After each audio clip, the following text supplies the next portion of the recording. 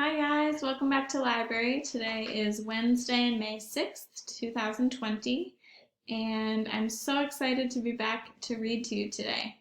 Today we are going to be reading two stories by the author Eric Carle. And you may have heard that name before. He is a very popular author and illustrator. He wrote books like The Very Hungry Caterpillar and The Mixed Up Chameleon, and he illustrated Brown Bear, What Do You See? So today I wanted to read two of his books to you.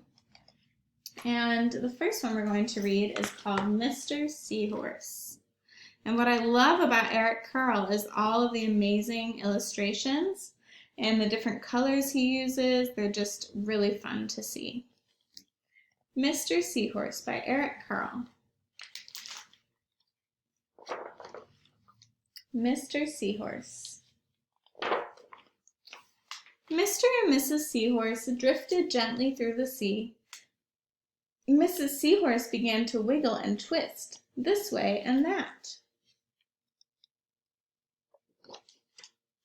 "It's time for me to lay my eggs," she said.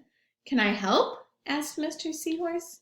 "Oh, yes, thank you," said Mrs. Seahorse, and she laid her eggs into a pouch on Mr. Seahorse's belly. "I'll take good care of our eggs," said Mr. Seahorse. "I promise." So this is something that's interesting about seahorses. It's actually the dad who takes care of the eggs, not the mom. As Mr. Seahorse drifted gently through the sea, he passed right by... What is hiding in the grass? A group of trumpet fish hidden in a patch of reeds. But before long, Mr. Seahorse met another fish. "How are you, Mr. Stickleback?" asked Mr. Seahorse. "Delighted," replied Mr. Stickleback. "I've just built a nest, and right away Mrs. Stickleback laid her eggs into it. Now I'm taking good care of them until they hatch." "Keep up the good work," said Mr. Seahorse, and he swam on his way.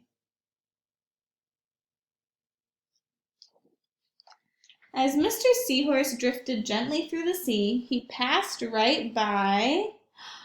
What's hiding? Can you tell? A lionfish hiding behind a coral reef. Wow, a lionfish. That is so cool. But before long, Mr. Seahorse met another fish. "How are you, Mr. Tilapia?" asked Mr. Seahorse.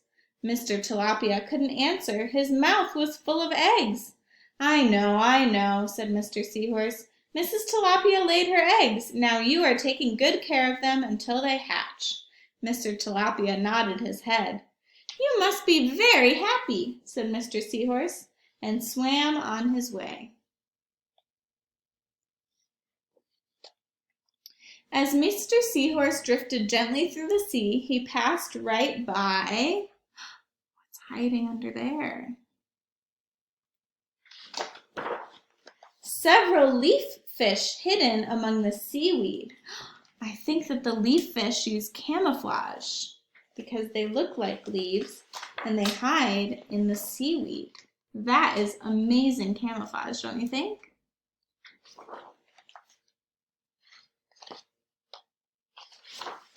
But before long, Mr. Seahorse met another fish. "How are you, Mr. Curtis?" asked Mr. Seahorse. "Perfectly fine," replied Mr. Curtis. "Mrs. Curtis laid her eggs and I have stuck them on my head. Now I'm taking good care of them until they hatch." "You're doing a good job," said Mr. Seahorse, and swam on his way. As Mr. Seahorse drifted gently through the sea, he passed right by a stonefish. It's hiding, let's see. A stonefish hidden behind a rock. That's another good example of camouflage. Look, guys, you can hardly see it. That's amazing. But before long, Mr. Seahorse met another fish. "How are you, Mr. Pipe?" asked Mr. Seahorse. "Couldn't be better," replied Mr. Pipe. "Mrs. Pipe laid her eggs along my belly. Now I'm taking good care of them until they hatch." "You should feel proud of yourself," said Mr. Seahorse, and swam on his way. But before long, Mr. Seahorse met another fish. "How are you, Mr. Bullhead?" asked Mr. Seahorse.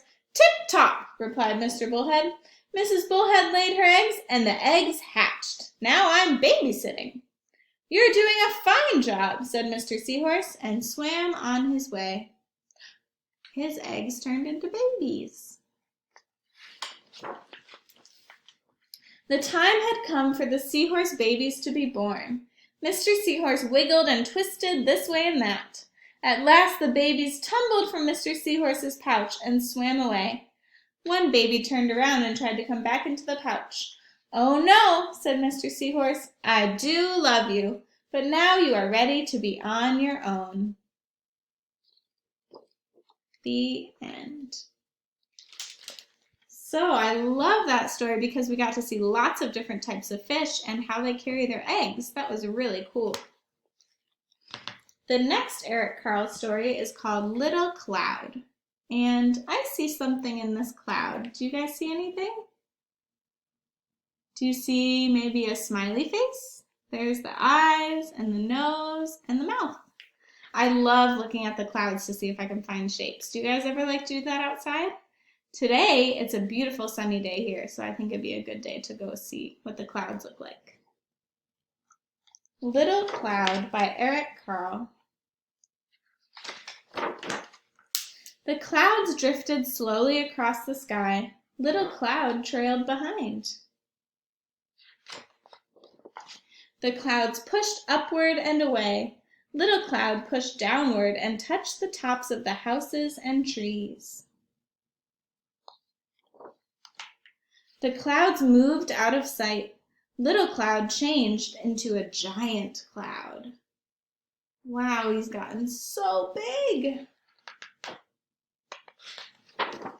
Little Cloud changed into a sheep.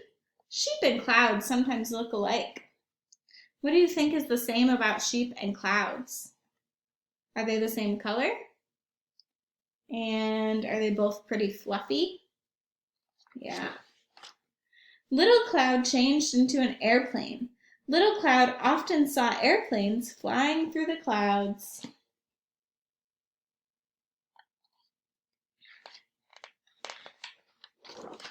Little Cloud changed into a shark.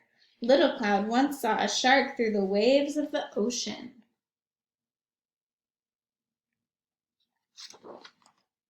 Little Cloud changed into two trees. Little Cloud liked the way trees never moved and stayed in one place. Because it's a cloud, he's always moving around, so he likes how the trees can stay still. Little Cloud changed into a rabbit. Little Cloud loved to watch rabbits dash across the meadows.